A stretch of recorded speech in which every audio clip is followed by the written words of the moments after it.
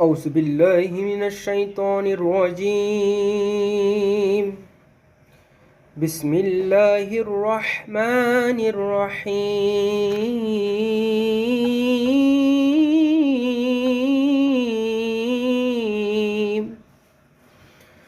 الذين